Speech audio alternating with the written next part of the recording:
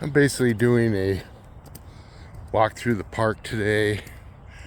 Kind of early. It's like, oh, maybe 9:30, something like that. But this is basically just a park. There's a few other parks. There's tons of parks out here. Could walk all the way up to the downtown. Downtown here is like extremely small. If you compare it to like a big city, say California, San Diego, LA, this is like very small compared to that. There's no big malls. There's no big. There is a mall. It's called the South Point Mall. That's probably about 10 miles away from here, and so little dog.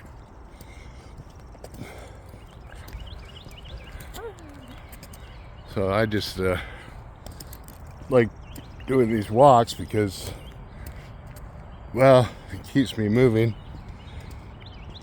And when I retired, I got real fat, got almost 300 pounds, and I could barely even walk. I was just basically dying.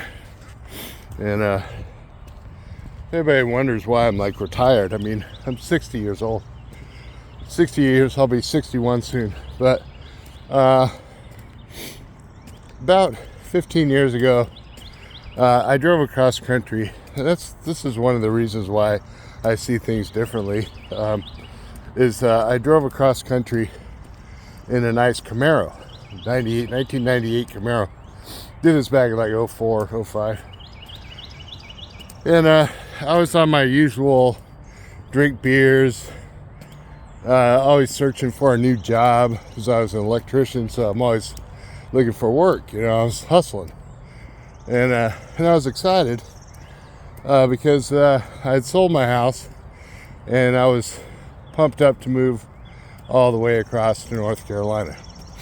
So I get in my Camaro, start driving, got to the mountains in California, and I was going into Flagstaff. I get to Flagstaff, and when I get into Flagstaff, I get my customary 6-pack of beer, 12-pack of beer, whatever it was at the time, and I start drinking these beers.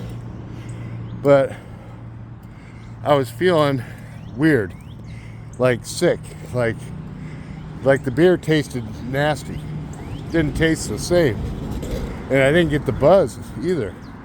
Then I started getting headaches real bad, and so I put the beers down. I got in my car, and I had like 2,000 more miles to drive, so kept driving. Eventually, I get to North Carolina. By that time, I'm really feeling lousy. I'm feeling like I don't know, like something's going on, you know, like I'm not well. So,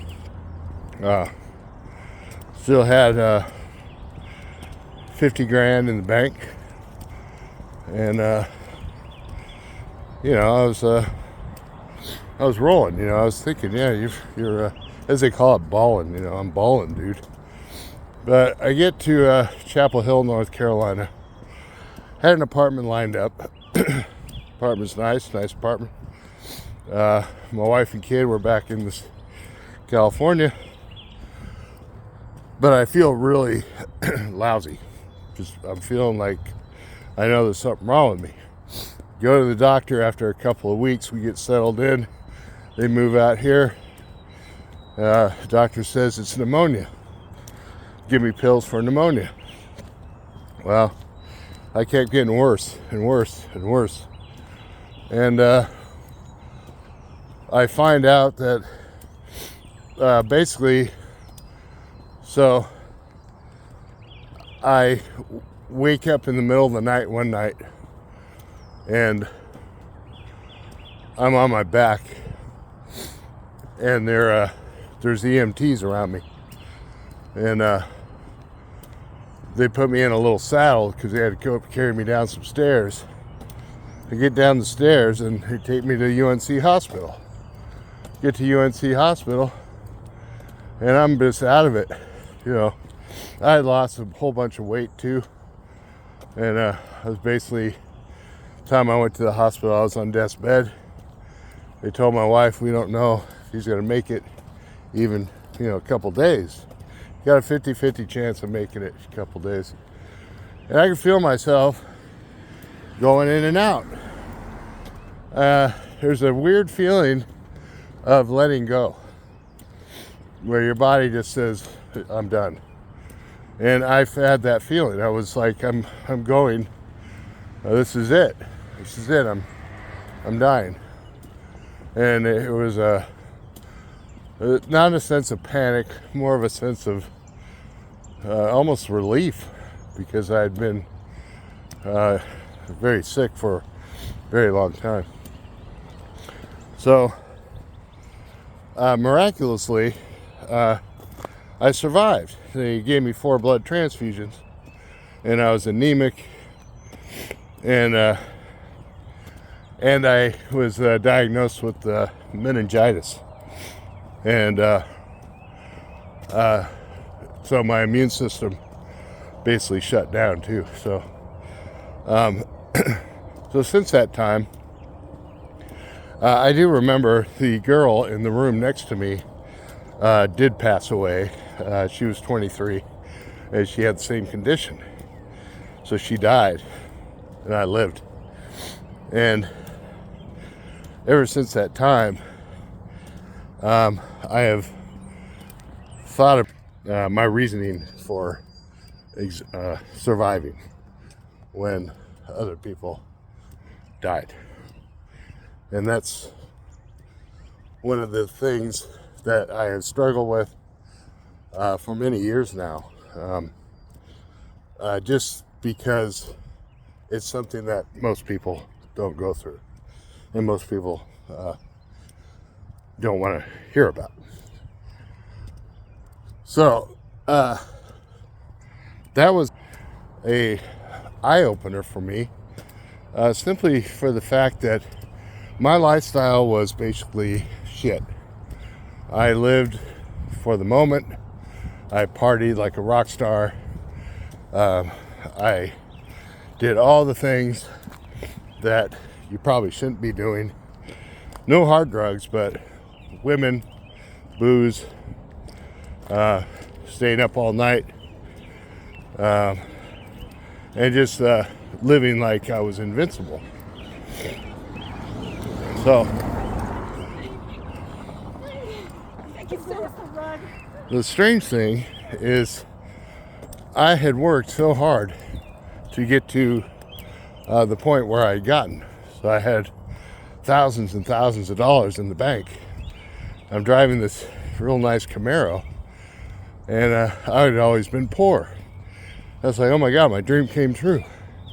But then I don't know if it's God, I don't know if it's fate, but all that stuff disappeared as soon as I got sick. It was like, game over, man. You're done. So the good doctors at UNC helped save my life. A couple of Jewish doctors that are actually well known across the country, and actually across the world, were the doctors that saved my life.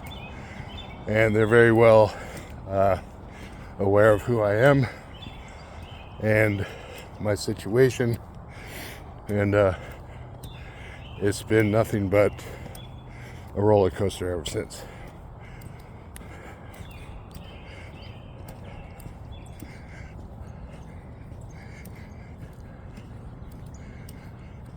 It's a dog.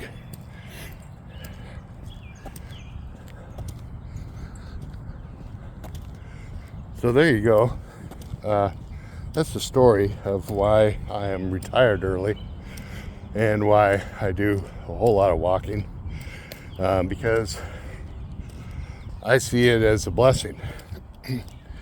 And one thing that I learned is that when things like that happen to you, you get critically ill, you don't just bounce back. There is no pick yourself up by the bootstraps.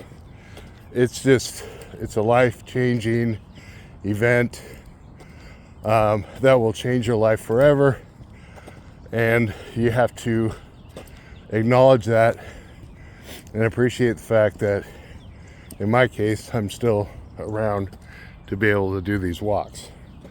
So even though I'm not at a mall, I'm not a big YouTube influencer or anything, I've learned some lessons, and one of them is to slow down and appreciate little things.